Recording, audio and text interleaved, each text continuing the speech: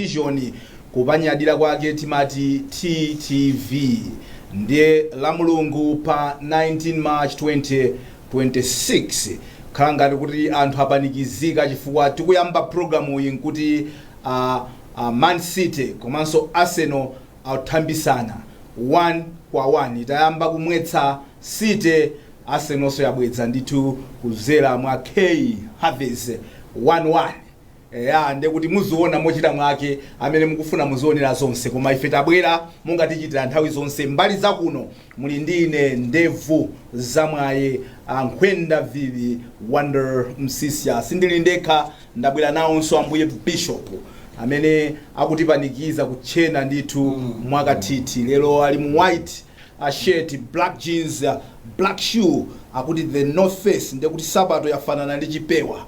Takulandirani ambuye Bishop Chimwemwe Chafumuka. Mugwapa kesana ali ndubaya. Ndikunena zimene zilizona atamwe. Ndana mabati. Tufuna uniform kufundika. Ndana mabati ambuye. Uniform. Tiauza ma sponsors. Asere zinda muzi kuita mbele kuchedwe sana. Tunaita misa. Street of Homuzi. Ada akatsegula kutheka ndipo bakata kaduluka atsekato. Ndakulandirani ambuye Bishop. Ndathokoza kwambiri. Ndathokoza kwabasi. Ziko mwambira ambuye Bishop. Komanso talandire angoni wawo amene wandi Bayana Chunga ndakulandirani Uchunga. Ndathokoza. Program yathu ya lero ya the hot current. Ndathokoza. Nkhani zathu ndi zitatu komanso tili ndi basera.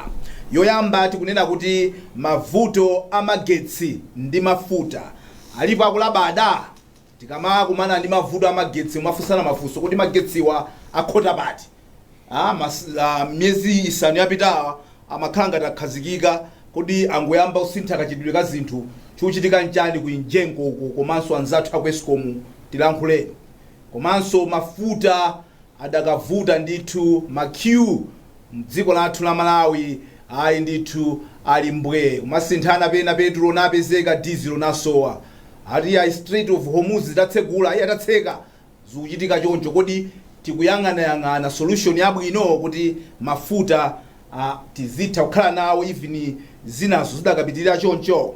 Nkhani yachitatu tikunena kuti titha kukhala ndi mkulu watsopano ku bungwe la Anti-Corruption Bureau ACB patapita nthawi tikungokhala ndi akuluakulu ogwirizira kumeneko chifukwa omaliza kukhala mkulu wabwinobwino ndiye kuti ndi Mai Martha Chizuma kenaka kumangokhala ma acting DG koma pano ndithu iyayi kuchitika ma interview kuti asankhe mkulu watsopano wa bungwe limeneli. Kodi tidalire nkhani ya ziphuphu monga takhala tikulonjezera kuti tizibwera ndi update ya nkhani yokhuza hotela ya Amaryllis ndiye tabwera nayo kuti park akhalaso ndi mwezi wina kuti amalizise nkhani yawo kafukufuku amene akuchita uja kuti atipase report ndiye akhala kulankhula ndi anthu 5 zikukhala motani.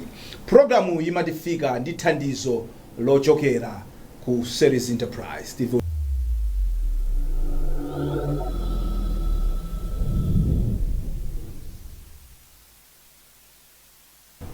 Utenga ochokera kwa Series Enterprise akamuna ogulitsa katundu wa stationary komanso wa magesi makamaka iza electronics mafoni makompyuta ndi zina zotero amenewa mukhoza kuwapeza kuzomba komanso kulilongwe ndamene amatipatsira program imeneyi ya the hot current pano pa Times Television.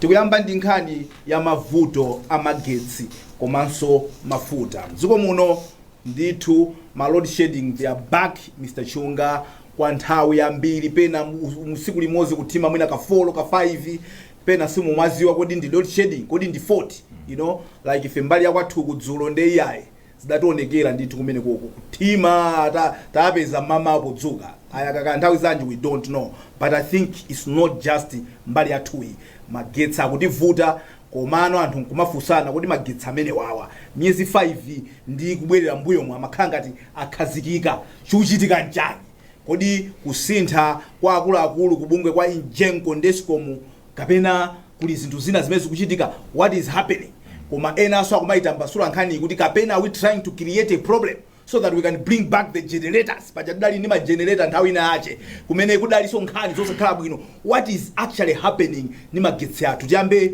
angoni wawo kuti muyankhuleko za magetsi sanapite kuwolokera ku mafuta.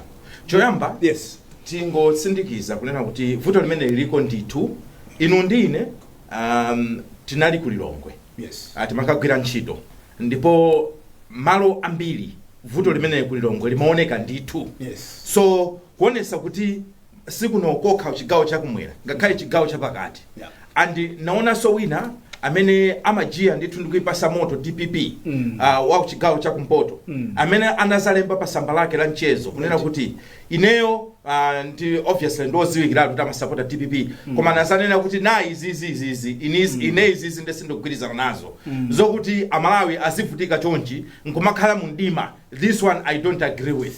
Kusonyesa chigawo chakumpoto so kumene konso mavuto amene wafika. So it's across dziko lonse likuoneka kuti mavuto amene waliko. Ndipo zikupereka nkhawa kwambiri chifukwa chotena kuti sitikutha kumva kulongosola kwenikweni kogwirika why we're experiencing this problem. Yeah. Tipemphe anzathu aijenko, tipemphe anzathu aesco. Kunena kuti vuto la kusowa kwa magesi kapena kuzimazima ndi vuto limene limatha kupereka chithunzithunzi choyipa kuboma. What you should know is vuto la magesi limanyozesa boma. You cannot afford to take it lightly. Ngati pali chinthu chachikulu tiuzeni dziko tiyendere limodzi chavuta nchakuti. Koma as it is now sitikudziwa bwenibweni kuti kodi mupanga maintenance kapena kodi ndi nkhani ya nyengo kapena ndi chani kwenikweni. Come out in the open. Koma madzi tinawo ambiri ochunga ausefukira mpaka na kumunda kwa Lake Malawi. It's the highest I think since 1980. Yes, ku Lake Malawi kuti madzi akwera kwambiri. Yeah. Ndipo akumasegula paja pa barrage kuti madzi azibwera ku musiku. Yeah. So madzi akusegula mochenjera chifaka tsegulaso kwambiri amaonongaso yes. Yes. Yeah. So madziwo alipo anesa nene kuti madziwo aononga mwina zinthu zina. Come out in the open. Amalawi afuna kudziwa nyengo yopanga zinthu mwachisinsi inatha. Malawi wake suno yayi. You are better off coming out. Mukumbukira amera. They came out nkumafotokoza nkhani za mafuta. Inde zina zimakhala zopweteka kuti muwafotokozera Malawi. Koma it's better than nothing. So tikupempheni. Komanso ena nkumanena kuti iya kumene kusabotage ayi. Pajatu amene amaganiziridwa kunena kuti awa anaikidwa ndi boma la MCP anachosedwa. Exactly. Panopo kuli anthu amene they are seen to be sympathizers or pro this government. Right. So you can't really argue kunena kuti ya ndi leadership efuna upanga sabotage. You really can't say that. Yeah. Unless ngati kumusiku kuli zina zake zimene zikuchitika. Yeah. Ndiye pomaliza ndingonena chonchi kunena kuti nkhani ya magesi ndi nkhani yonena kuti imakhala ndi bearing on the economy ya dziko. Imakhuza nkhani ya zachuma. Chifukwa tikamakamba za mababawa, tikamakamba nkhani ya mafactory athu, makampani osiyana-siyana, ngakhale ife kuno timaguba atu kakhala kuti magesi akuzimazima. Yes. Timakhala ndi kuti kufuna tigule mafuta magenset ziziyenda kwa mafuta onso akusowa. So nkhani imene don't take it lightly government tipemphe kuti nkhani muitenge with uttermost priority. Ayamba choncho angoni wawo kuti nkhani imagwetsa maboma imeneyi. Wanda kwayendesa bwino magetsi chifukwa chokuti ali ndi bearing yambiri kuma business ambiri. Palibe zimene tingapange zosadalira magetsi ndi akamathima mwachisawawa mwachipwirikiti imene zokhalira pamo anthu amalankhula. Ndefe tikuchita amplify voice kunjako kuti kodi magetsi alipo akulabada alipo ali nako busy kodi chikuchitika nchani. Ambuye Bishop 2022 ndinali ndinoyo chabwino pompano. Yes. Magetsi atayamba kupanga zake tinayankhula kwambiri pa. Yes. Ndipo tinauza nduna nthawi imene jala amatola kuti yes, ngati mupitiriza zimenezi ifeyo tithamanga tipita konko tikaone sipanatenge tsiku limodzi amatola anayimba foni. Yes. Tikaone ine ndi kankwatira. Yes. Tinathamanga kupita kujengo kucha. Yes. Ndikauza mabwana kuti ifeyo tikuoneka mmene tikuonekeramu koma tayimira Malawi. Yeah. Tatiuzani chikuchitika ndi chani. Yeah. Ndi anatengera mpaka na kuti machini kwa nkonzeri yayi. Ife sindingakuzeni kuti within 2 weeks koma tikuza na Malawi ndokwiya. Anduna nali konko. Anaitenga program ititankhula seriously. Andi neso ndingonjezerapo ine ndi banda tinapita kukapichira. Yes. Anakationisaso katifotokozera zimene zimachitika kukapichira at that particular time. Ine ndinapita kumusu. Ine munapita kunkula. Ndi akankwatira. Ine ndi banda ndinapita kukapichira. They wanted us to appreciate kuti kamabwera kusalankhula tiziyankhula from the knowledgeable point of view. Alembi chopya kwambiri nchakuti boma lilonse limakhala ndi zinthu zimene anthu amanyasidwa nazo. Boma lina lonse lingabwere MCP yapita kuli nkhani zimene tasunga mmutumu ngati milandu ya mtima mwathu. DPP itachoka asaganizo nanangochoka anachoka ifanya kuti pana zinthu zimene amalawi anatopa nazo. So ife tikudaba kwambiri kuti zinthu zimene niyo zinapangitsa amalawi atope nano. Inu muchina kuona kuti iziza amalawi kanga bakhani ya magetsi. Chimodzi ni magetsi chimene amalawi ankatopa. Kwambiri. Yes. Magetsi pachena kanga ndi banja DPP. Khani yakuzima magetsi makanga ndi banja. Iyo nthawi ijayenso ngani ya magetsi. Panja musaiwale kuti magetsi anatalongosoka atabwera Jospata. Eyetu. Mpamene anakonza kumene kuja in 100 days magetsi anabwera ku Malawi. Koma koyambirira first time ya DPP mavuto awo anali magetsi. Ababa anabwera achagwera ndi MCP tosala government magetsi atinaona bola. Ndipo amayaka magetsi. Abwera ababa magetsi akula ku magetsi sizili bwino. Magetsi inuyo ndine sitinganyinyirika kwambiri chifukwa ngana kumazima azima zimatengera ndi dera lake ine sitinganyirika kwambiri. Mwandia kana kwa mabwana kwani kuja sama tima kwa mabwana kwani kuja ya tinama kuta kuzima kwambiri koma tukimira malangosi chabwino mwandia kwa mabwana ndikubona chino ngambo chiri magetsi amwebisha ni mumakhala ko pesa makhala ko mabiki kuti anthu ataiona nyumba yanu ndafunza kuti koma munthu isi munthu amasema amwebisha muli ndi nyumba atu nyoyo anyway tiye nkhani ya magetsi ndikuona kuti ndakusokolezani ndikuona kuti magetsi fuel ndipo tikamayankhula Malawi akamanena zinthu amaloza zinthu mafuta tona magetsi akuzima boma litatopa nalo they start pointing fingers pa zinthu ngati zimenezi mafandi apembe kwambiri a minister of energy amene pano pasakukhala basi kumene sakukonaso mai Jean Matamba tikwafunira zabwino ndikwapempha kunena kuti adziwa kuti ngakhale kuli Ejenko kuli Eskom koma maso athu pa ifeyo ali pa iwo chifukwa chonena kuti ndi nene za sabotage kuti ine sinokhulupirira simukhulupirira sabotage sabotage chifukwa chani and they could come and say tikudabwa zikuchitika because sabotage imabweretsa ma questions whenever there's sabotage iwo madaba kuti apa program ya magetsi atima inu simukadabwa munenaso tikudabwa chikutimitsa magetsi ndi chani koma ngati anthu sakudabwa sakubwera poyera there is no sabotage if there's sabotage they must come out ayankhule kuti tikudabwa ndi magetsi ku Mjenko kudali busa ujeni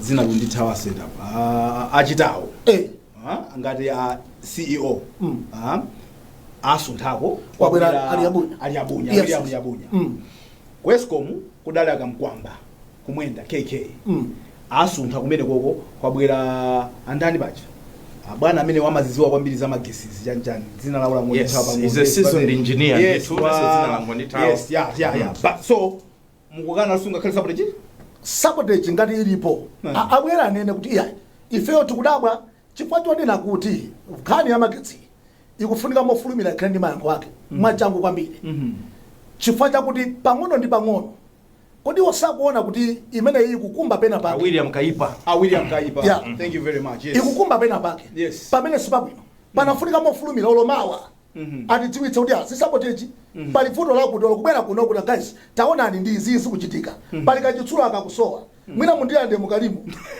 titamange tikapeze akakakusowa tidziwe ayo said za mafuta anabwera pano anatidziwitsa kuti ayi mafuta takweza tufuna asamasowe anathera tandulatu ndipo zoona atakweza mafuta sakutani ndikungonena kuti analena kuti takweza mafuta ndiye muri atakweza mafuta sakutani nthemene atangokweza amapezeka amapezeka ndiye panotufuna chani panopa imene tikamba imene tikamba chabulia tayamba kale tiziphatikiza isezo ni mphafu zilunduna umodzi magetsi akutivuta tikunena kuti tabwera ndipo yera mwaudza Malawi kuti kodi chavuta ndi chani makamaka chifukwa pena kwamva Njengo amakhanga takupanga ma repair works pena kukhanga kuti we've lost some ujeni generating power you know they must come out. Then remember tidatesa bungwe la Power Market Limited yes nebano boma labwerali likufuna lidzuseso bungwe limene la Power Market Limited imeneno imakhanga ndi yomwe imagulano magesi kuchokerano ku enjengo iwo ndi amene amakhanga ndi ogula magesi and ndawawa amene nthawi ija anthu ankana kuti adachita hire ma generator ndawa power market limited so anthu akuona ngati kuti kodi are we trying to create a problem so that we can hire those generators back and then you have problems tinkakhala nawo ya ma generator koma funso nkumati kodi mtsinje wathu wachileo nthawi imene kunali atonsewo unasintha machine asintha kuti tikamange create kuti tingoganiza kuti majene ino mugaza juitika njani ambuye bishop mukamafusa mafuso ngati amene wawo kuti magesi omwewa myezi 5 6 7 yapitawa amakhanga takhazikika pano sakukhazikika. When we are asking these questions, what exactly are we saying? Zimangotanthauza wina akagona anthu akugona baba wina akagona wina ake sleeping at work wina akagona chifukwa mmene amalawi akuvutikira ndi kuyankhula pa social media. You cannot be comfortable. There's something fishy chingakupangitse kuti ukhale chete chimene chingakupangitse kusayankhula ndiye zimene tikuopazo kuti mazati tigule ma genocide akhale backup ulendo uno backup isakale chabwino akhale mudima simufuna ma genocide sinangati kutanthauza kuti anzathu anapanga. Why not asking matola kuti formula even ma genocide ulitakhala nawo dizilo wake ndikuti yetu audifutani komanso kodi kumaleko kuno chimafuta ndi chani kuti ino mwakhalapa mupanga program ine ndachoka pabwera munthu wina afusa kuti achikulire mumapanga bwanji hot current mukakhala bwino paja mmatani mpato kodi nimesabona munandilangiza kakhale popa mpato mukuona ngati amene abwera wasafusa mafuso aitana matola ndi anzawo matola ndi malawi konkuno achoisi banda anamudalira matola achakwera anamudalira matola osakhala ndi kuganiza kuti mkulu yakozo kabentize rutina timene mwina amayankhula chiyawo ndi anzake kumene mkumamumvera ndikutanthauza kunena kuti olozacho masi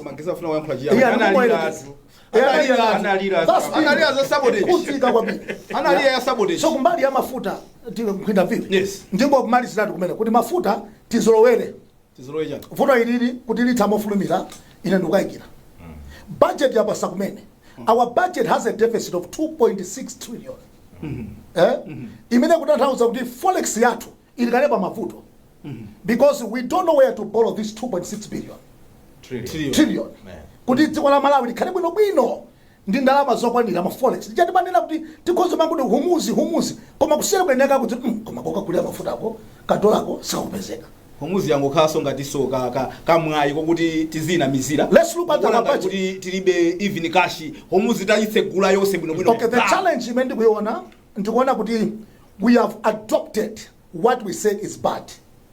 We have adopted the Sosisa. They say because the Sosisa had the expansion of budget. Nobody. Amala adopted the Sosisa. Sosteni ndani samuya. Nendi jadres. Zijamani limene chama anamanga expansion of budget.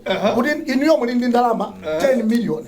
Ayoti mpange budget pa nyumba pano. So mufuna muonjezere 2 million pamwamba pa budget yanu ija koma kumene mukatenge 2 million simukudani simukuziwa so mpezo kuti mwaibula yonse 10 million ija now kuti mu balance yo kabwerekaye ndiye mavuto amene tukanda. So do we have forex to get fuel oil? Humuzi ikutatu mulumani komena mtima ukamana mizaka zako kuti hayi musalendala akazanga chimene chafuta ntodi ndakanikoenda usiku kwakula ndiwo kumaja kukacha sobola baba dad acha simutuluka kwandi ndakucha adika pang'ono sikunachesesa ambuye bishop ayamba choncho angoni wawo munakamba kwambiri mbali ya magetsi tatendolokeni kumafutako kuli nkhani ziwiri zimene tikuchita nazo struggle.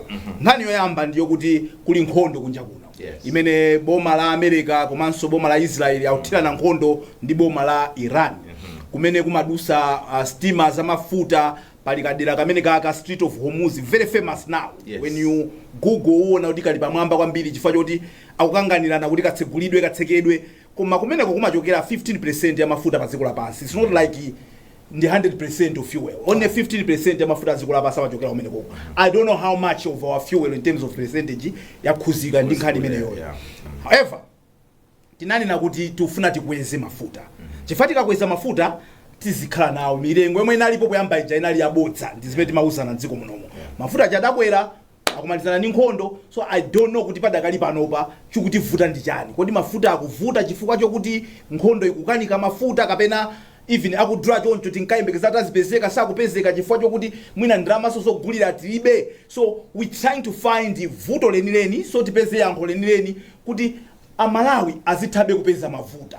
We know kuti supply might not be as usual, but at least samafike pena amene umakhalira muja kuti pena ndithu kupezeratu mwina chigawo chakumwera kunoko dry. Mwina 4 days. Yes, so about 4 days. I've been in over 4 days. Opanda mafuta.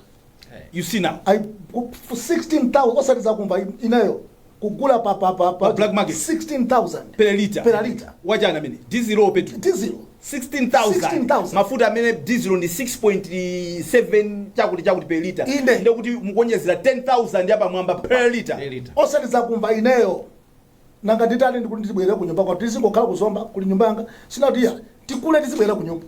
So kumaganiza kuti ndi angati amene angapeza that amount of.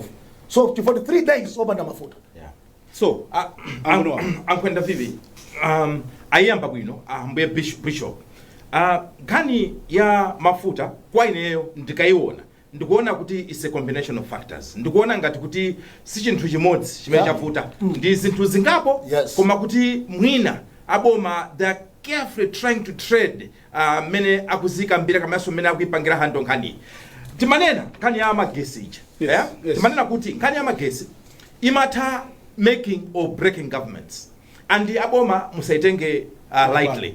Tiukambaso nkhani ya mafuta kunena kuti nkhani ya mafuta ngati pali nkhani imodzi imene nasausa mbiri ya boma la Chakwera inali nkhani ya kusowa mafuta. Modi even siku la chisankho. Yes. Anthu ankachokera pa mzere wa mafuta kumanena kuti are you sure munthu amene iyi sakumbukira kuti akuchokera kuti. Ndiye ndi nkhani yoti njofunikira kwambiri ndipo DPP mukudziwa za kusowa kwa mafuta kuti anthu amalawi kumawayabwa muutali. Now ino ndikaiona nkhani ndikumaona kuti zonsezo zimene takambazo one ndi nkhani ya supply on the international market kuti kodi supply imene yayimisidwa ija kodi si kuchita affect kaendesedwe kapena kuti kuyenda kwa mafuta kubwera ku maiko maka landlocked countries ngati ziko la Malawi zikumaonekabe ndithu pena pake kunena kuti we are being affected.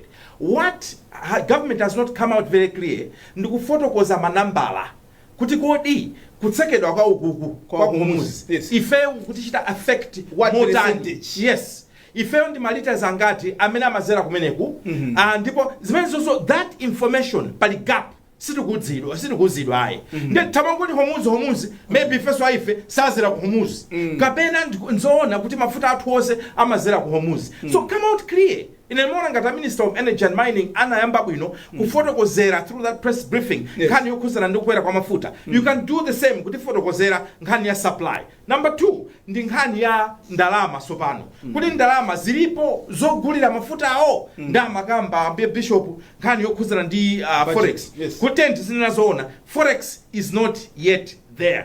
Timakamba bunomo kunena kuti long term solutions are forex. If tukudziwa ultimately you don't have to be an economist. Ifeyo taonea kuonesesa kuti tizigulisa exactly tizigulisa ndijani chimene kugulisa kunja chimene chisitipasa ndama ya kunja mpaka na lero tungokamba beza myala tungokamba za myala ngati kunoti kuli myala yambiri akuti tili ndi myala yokuti takulemera kuno tisakulemera. Gentlemen and ladies, when do we get on the ground to start mining ndikumatumiza myala imene ndikumamba pesa forex ine nakakhala ngati boma nakanena kuti this is a matter of agency.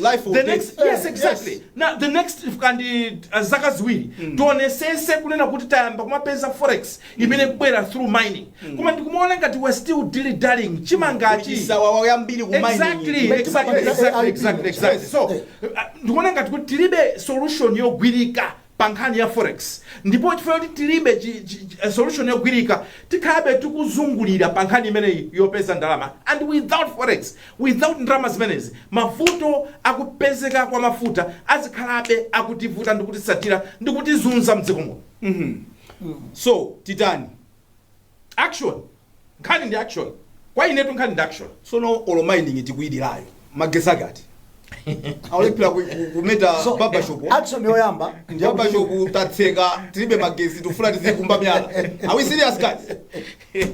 SP action yoyamba kuuzira mayeso abwera atiuze kuti vuto ilili latipanga affect motere chifukwa olata talibisire kuti atizungulire pano pa Malawi adapenya zona zokuti mafuta 15% imene machokera ukuku wina amagazi kuti ife sitingaziwe kuti tikangowauza kuti nkhondo yakhudza paliponse Malawi anena kuti zoonadi kwa masiku ano Malawi adapenya so chinthu choyamba atsekuke atiuze choyamba chamagetsi atiuze kuti tidikire for how long magetsi amene wawa ativuta kwa nthawi itali bwanji munthu akakuuza kuti adokotala amene mukwadikirawo abwera follow olokhalani tikoloko mtima wako mind yako umayikonzekeretsa to 4 o'clock so the abwere kuti atiuze kuti magetsiwa zikhala mota Amalawi akuzunzika nkhani ya mafuta iyi homuzi atha koma Malawi tikhala yobe so ngati mafuta awawa akhala ozungulira chonchi kodi ndingoyerekeza makiwa akadzakhala pobe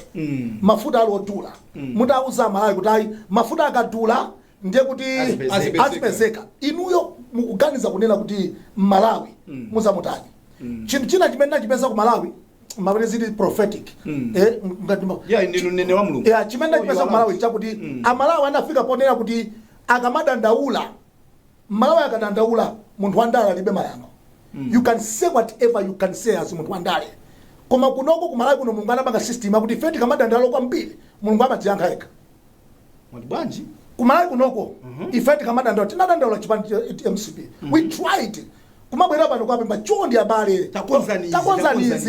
takonzanizi anthu achasana tivere Mulungu anapanga njira yekha kuti kumene adali pecha anthu ampira akati awativotera anthu anapezula akazinga chimanga tsiku lamavota so izizi zoti Malawi adzivutika opanda mayankho izizi pamalo pano mudzalira ambuye Bishop kuswalero akuti ine ndotanthauzira ambuye Bishop akayankhula ngati ali paguwa akuti mukamapanda kumva zera Malawi kudandaula Mulungu amakonza yekha nde Mulungu asanafike kokonza yekha muli nawo mwayo kuti mutakukonza inuyo koma zafika pena makulandani mphamvu yokonzerani kuti I know I'll just fix it myself ndi mwachi njira ine yokonza simukutera ambuye Bishop ndikunena choncho kuti inu mkonzo khala ABM akonzo bwetsa lishafu ataona kuti zinthu izizi zindudwalitsa munthu chifukwa nthawi zonse munthu sindikutatero koma nthawi zonse munthu wamkulu akamapanikizika amathongobwetsa ma decisions oti ineyo kuti bwino anthu andione kuti ndikuganiza so tikupemphani ngati azibale athu fana ndabale athu kunena kuti zisanafika kumene koko chonde tathamangani mutiyankhula Amalawi tikudziwa kuti ifeyo paja mulibe nafe ntchito kwenikweni koma Amalawi ndi azibale athu mwayankhula Amalawi mauze vuto limene lija la mafuta la magetsi fuka agogo athu akuzunzika ine nayimira pamene mwayimira pabwino ambuye Bishop kuti makambirana nkhani yoyamba imene tikufunsana kuti kodi magetsi akutivuta bwanji madzi akusefukira ku mtunda wa nyanja ya Malawi akuti ndithu madzi ali highest muzaka chambire 1980 chakuti pano pati ndi madzi ochuluka kwambiri moti anthu kumangochi kwakuchita kupempha kuti tatsegulani pali wondepa madzi azipita uku koma timatsegula mosamala kuti tisachite flood kulowa Shire ku Shire Highlands komanso nkhani ya mafuta akutivuta kodi ni nkhondo yomweyi kapena khobiliso tilibe tenti zikuzana zoona kuti anthu tizigwira zogwirika timve uthenga uchokera kwa ma proud sponsors athu Aceres Enterprise.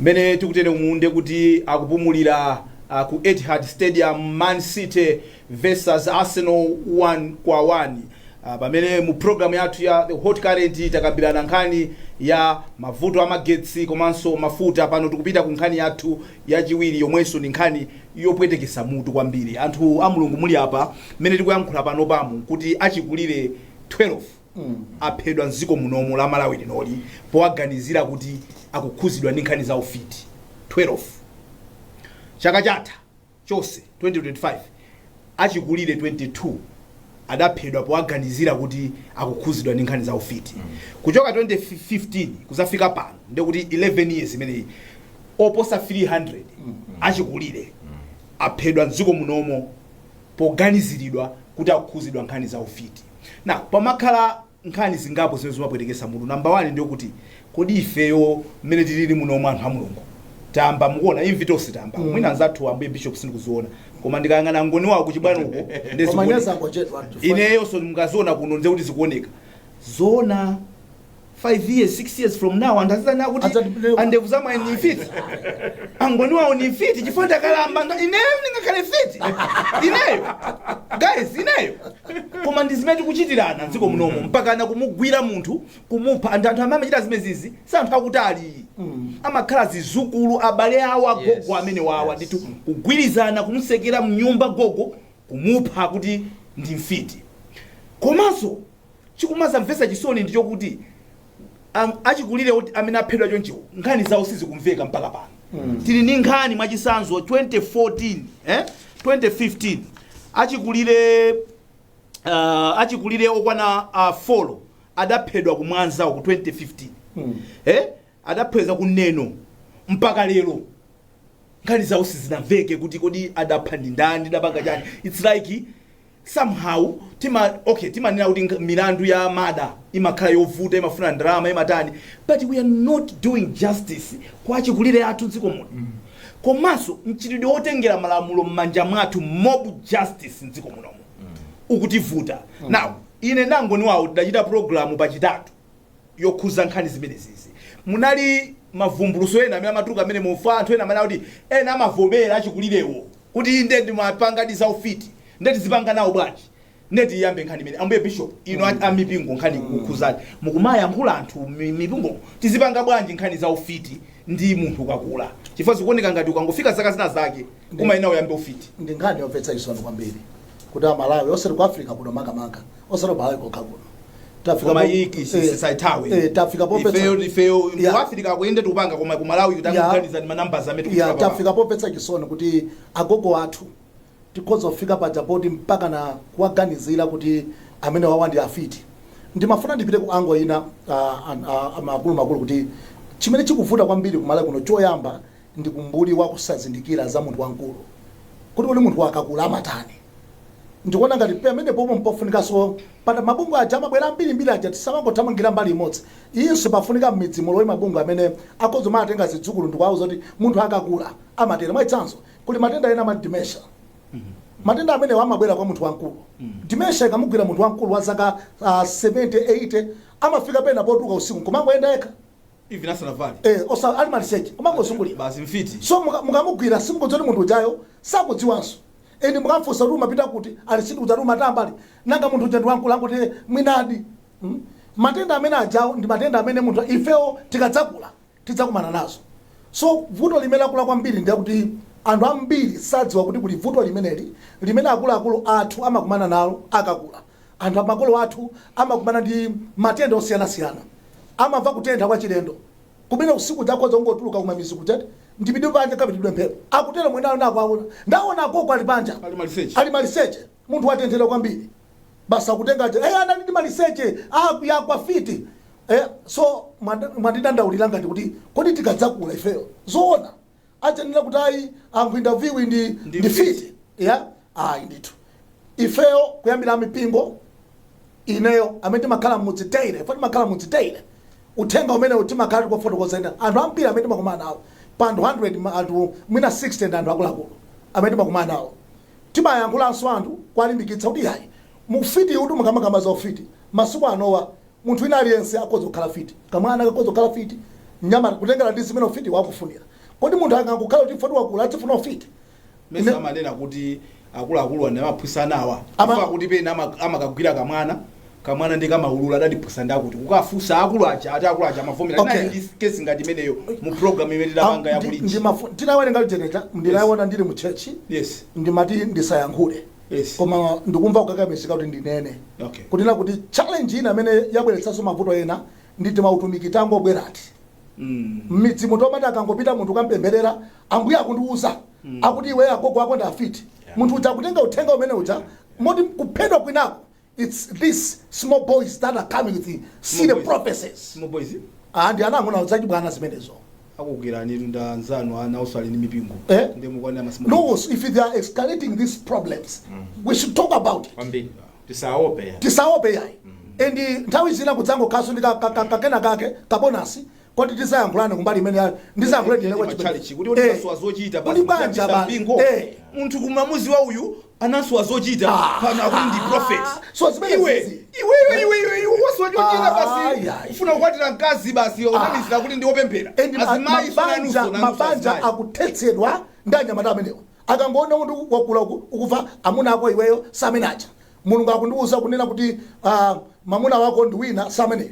Cholinga akathetsa banja atenge nambala yake amusokoneze. So ndi zimene zikapanga zikumaka mpaka na kumati agogo wako iweyo and prophecy yona agogo ako ndafiti singedo pasa. Simanyedo pasa tu.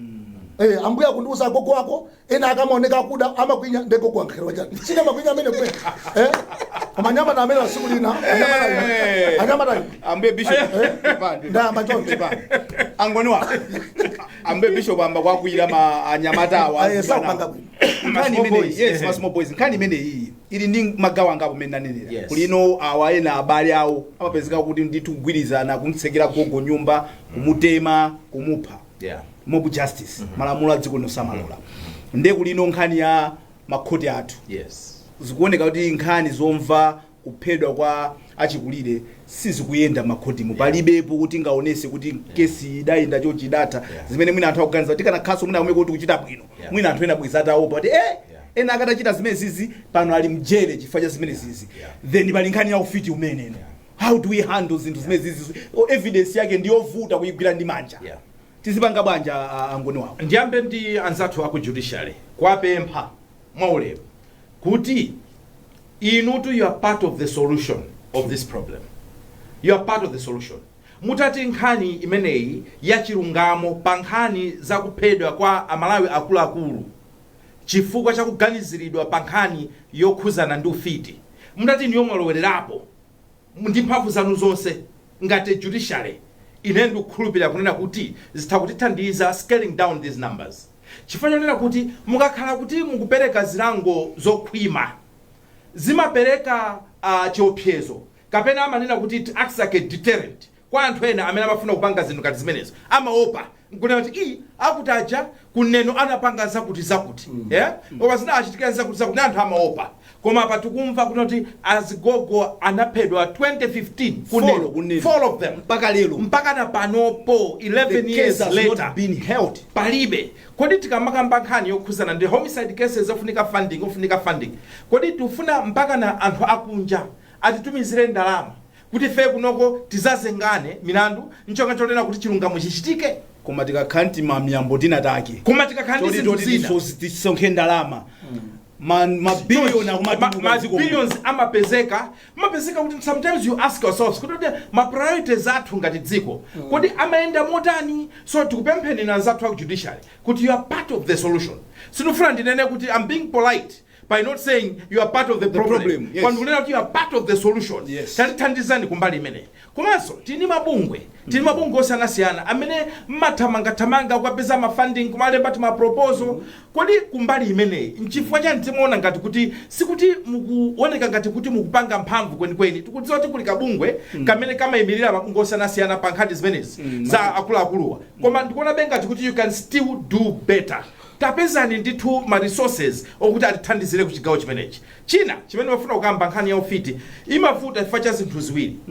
Choyamba umphawi, chachiwiri umbuli ndi umphawi ndi breeding ground. Combination yovuta kwambiri.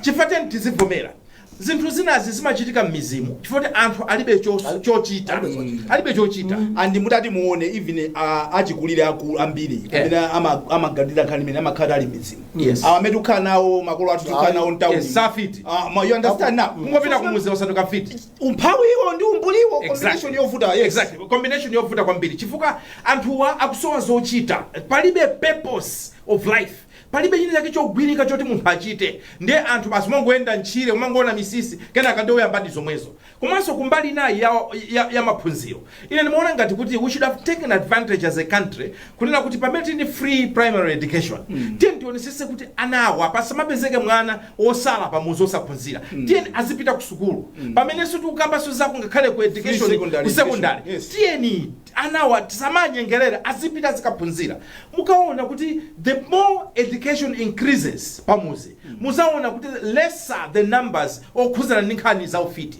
ufiti uliko ndithu ndipo tikudziwa kuti alipo makolo athu ena amene zimene zamazikhulupirira koma ana akamaphunzira amapita back kumudzi kuja ndikuyamba kupanga challenge kaganizidwe kotero ndikumanena kuti ayi tirekeze ine ndaonapo case ya munthu wati ndi ali HIV positive akunena kuti amuloza koma kupita naye wachibale tu kupita ndikamuyesa kukapeza kuti ali HIV positive sakumwa mankhwala akufa akunena kuti ayi vatilowa amuloza munthu iyayi tamikeni munthu pamayarati azimwa kupeza kuti munthu kumika pamankhwala munthu kusinthirano ali bwinobwino so tiyeni boma komanso ife akuluakulu amene tili ndi maudindo a mizimu maka ife mafumu komanso inu amachalichi tiyeni tilimbikise nkhani ngati zimenezi kuti makosana chonde anthu aphunzire komanso amalayi tiyeni tipeze chochita.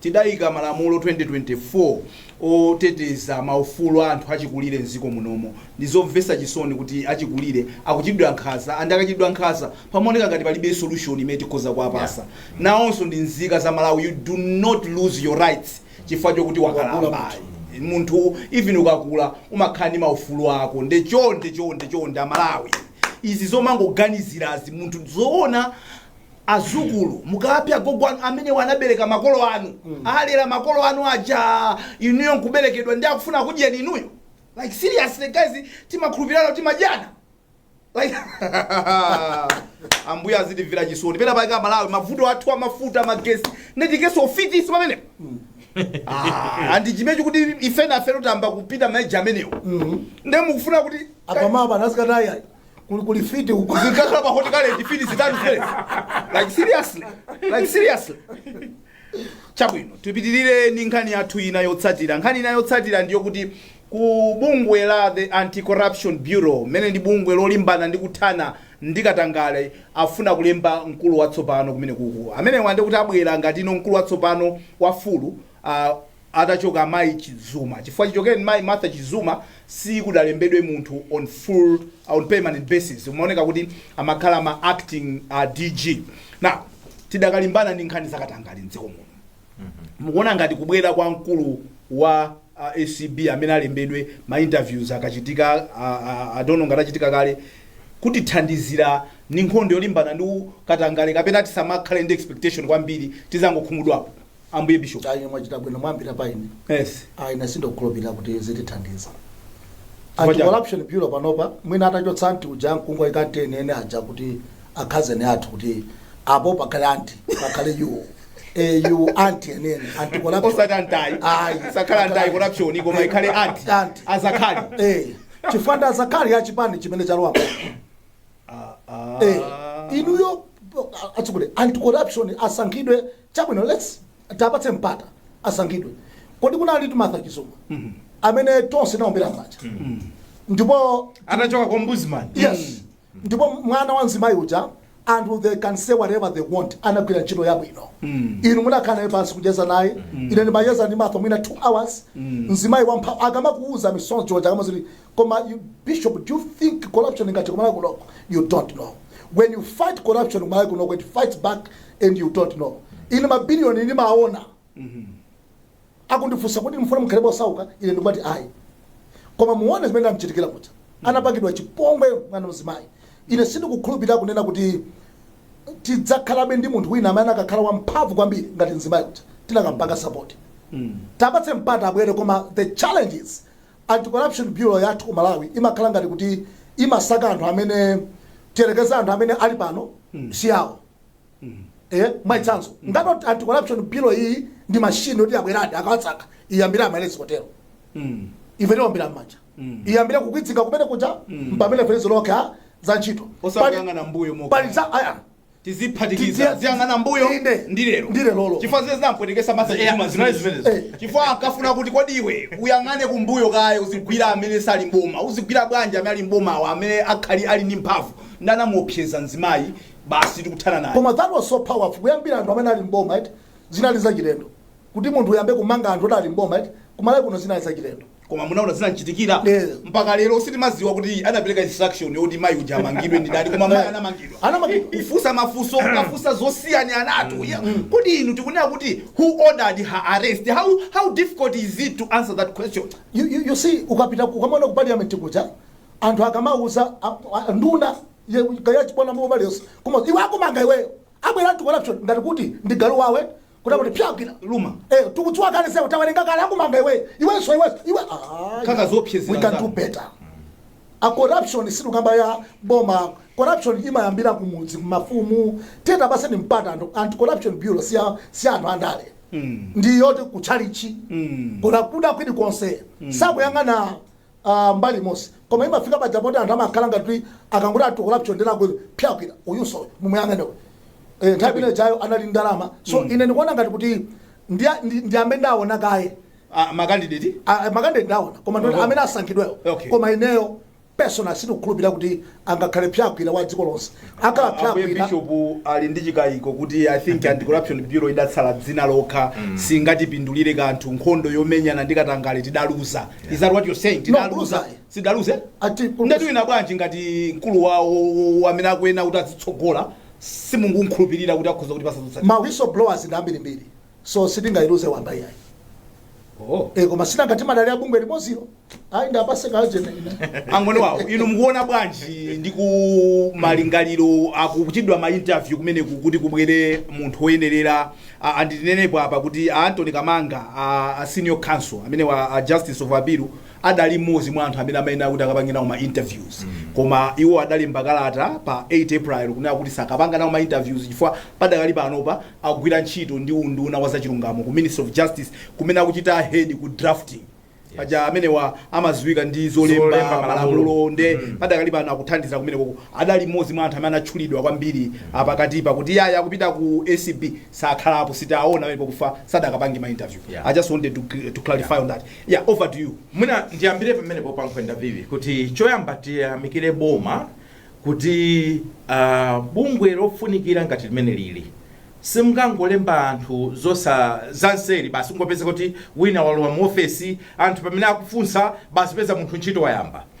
Tidakambapo pano sabatalata kunena kuti ndi kwabwino kuti boma lizisatira ndondomeko yolembera anthu amene wa ma CEOs kapena anthu amene akupita kukayendesa mabungwe akuluakulu a boma chifukwa chonena kuti mabungwe akuluakulu a bomawa anakhazikitsidwa ndi lamulo la parliament ndipo by this act of parliament imachita stipulate kapena kuti imafotokozera muno bwino mmene mkulu wake azasankhidwire kuti azakhala wotani azakhala ndi zomuyenereza zotani zonse muno bwino ndiye boma likamakhala kuti kupanga ma shortcut zimenezi zimapereka nkhawa komanso chikayiko kwa Malawi kuti kodi bomali is it law abiding kapena bomali ndama shortcut so apapati thokoze kunena kuti process akuoneka kuti aisatira anapanga advertise anthu apanga apply ndipo mapeto ake pamakhala ndithu I think anthu atatu amene president amakanengapo mmodzi ndi mmene zimayenera kukhalira so pamenepo tiyamikire koma nkhawa imene anena mbuye Bishop ndi nkhawa imene Malawi naliyense okonda dziko lino ali nayo. It's not about the person who is being appointed. Nkhani ndiya system yathu iyi. Tiyambire ku appointment. In the first place, zimaoneka kuti munthu amene wakakhala pamene paja amakhala ngati kuti akumakumbusidwa kuti tinakuyikapo ndife. Takuyika ndife. Andi ntchito yake imakhala ngati kuti ndiyogwirisidwa ntchito ndi boma limene lilipo nthawi imeneyo kuthana ndi anthu a opposition. Kuthana ndi wina aliyense amene akuoneka kuti akususana ndi boma. Timakhala ngati kuti chopyezera kapena kuti chirombo chopwetekera anzanu makapankhani za ndale. Kuli corruption yochuluka imene yakhale kuchitika mdziko muno. Ndipo if we are serious you find out kuti it's almost in every department. Kuti anthu akuuze ndrama zimene zikubedwa sa misonkho yathu muthakumva chisoni. Koma opeza zoni kuti sometimes nothing is happening. Ndipo wina sasa kuna mizeni kuti ma whistleblowers samakhala kupereka maripoti kapena kuje ku tips ku anti corruption bureau. Koma pali mafailo ena sasuntha chifukwa cha mayina amene ali kumeneko. Pali mafailo ena anthu alipo amene amaonesesa kuti failo imene yoyo wina aliyense sasa zaione. kuli mafailo okuti amasowa. We know all of that. Ndiye tikabwera pa ma press conference, tikabwera pa gulu timanena kuti we want to fight corruption. Koma kuseli kuzimene timachita ngati dziko zimakhala zosagwirizana ndi zimene timakamba zokhuzana ndi kuthana ndi katangale. Amalaya anzanga, corruption kuthana nayo simasewera. And ngati tufuna kuti anti corruption igwire ntchito, tenera kuti tilole maka inu amene muli mboma muvomere kuti nthawi zina SCB izapanga zinthu zimene niyo sizakusangalatsa. But are you prepared to defend the office of the SCB director? Are you prepared to stand with SCB even pamene akufinya anthu anu omwe? It's very easy kumanena kuti ayi gwirani wina aliyese until akagwira nzanu, until akagwira wachibale wanu mpamene timaonera kuti kodi zinthu zisizophweka. So zinazi timangokamba nchifukwa yake ambiye Bishop anafika ponena kuti mwina tizingotawa ndazakhali anti koma otherwise andi kuti muzicheza nawo anthu amene amagwira ntchito ku SCB kuti akuuzeni anthu amene aja amakhala anthu amozi amene amakumana ndi mavuto, amaopsezedwa ena kumayesedwa kodi ena aphedwa apo tukumbuyo taonapo ena nditwata apo mioyo ena mangochoka kachetechete simaziwa kungopanga resign kapena basi kungopanga silent retirement munthu kuchoka. Why? Chifukwa cha pressure imene makhala kumene kucha. So as a country we need to ask ourselves a question.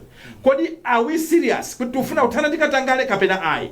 If we are serious then tipangesa serious. If we are not then tisiye kukamba za ACP. Tiyeni tisankhe chimozi ngati tikufuna kulimbana komanso kuthana ndi katangale tiyeni nayoni tithane naye. Koma ngati sitikufuna kuthana naye ndi tisamalankhule ya. Chifukwa zimene timalankhula pagulu ndi zimene timachita kuseri sizikulankhulana. Zimaoneka ngati kuti pagulu maoneka ngati kuti tikulimbana ndi katangale kumbaliku we are beneficiaries akatangale anthu inu agalatiya.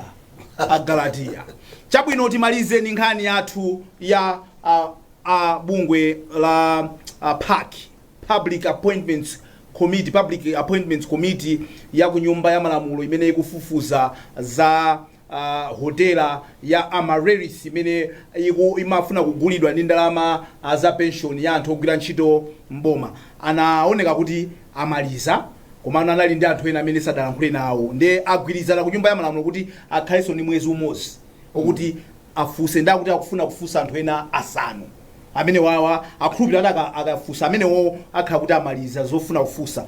Pamapeto pasonse tiyembekezere zotani mbe Bishop? Machatanena kuti nkhani imeneyi tizibweresa ndi kunena kuti SCB yoyambirira ikhale imeneyi kwambiri. Kalekale pachino ngati ndevo zaira chonchi ndeni ndino anzanga kunali nyimbo inaka mati who let the dogs out who mwaikumbukira wadutsagalo ndi ndani. Yeah, so anthu amene atsalawa pali amaizamba amene kulibe anachokapo. So pano pamakhala funso kuti panthu ako afufuza kuti kodi atali kuti matenda atali pali chifukwa acheya a PAC atapita ku amalondera anapita ku Zimbabwe akazi awo anapanga ngozi. He posted pa Facebook ndipo ifenala amodzi wafunira zabwino kwapempherera kuti ayi mwende bwino amayi ambuya wachiritse kutanthauza kuti ana abwera kuzati panga update mofulumira kuti ngati simundiona ndapita uko. Kodi amene wawa 5 atsalawa tufuna pasapezeka wina amene anena kuti amene wawa sapezeka pa chifukwa chakuti chakuti chifukwa amene wanda amene akhala ngati ikozo makhala ngati muja makhala njomba za Man City kuti ife tisawine koma ikozo wina. So ndikipepe achinya 2-1 Man City etapitiriza program ifuta kumaliza atu chabwino tibwere kwa ino angoni wawo kumalizani nthawi yathu yatha. Nimeona ngati kuti poti akumita amenewa alimbikira zonena kuti sititulusa ripoti tifuna kuti tichezeke ndi anthu amene asalawo mwina asiye. Chabwino zichatimanena zicha kuti whether you say kunena kuti ya ripoti kwada kumacha so anthu 5 iwa acheze nawo ife ngati amalawi we still wait because tikufuna kuti akhale ndi excuse yomanena kuti ya report yo sinatopanga finalize fam matipanga pressurize ife matipanga pressurize ifana pezo tinapanga za shortcut malizani kena katimve koma mukatulusa report yo izakhale yogwirika Chabwino tathokoza ngoni wawo, ndathokoza mbuye Bishop Chafumuka. Kuchokera kwa ine ndevu zamwayi Wonder Msisi ya nkwenda vivi, nkwenda mnono. Tathokoza kuti tidali limodzi program yathu ya lero ya The Hot Current. Mmene tikutuluka mu kuti 2 kwa 1 zukomera ndithu city. Koma sudathe udakalipo. Tionane sabata mawa chauta kalola. Goodbye.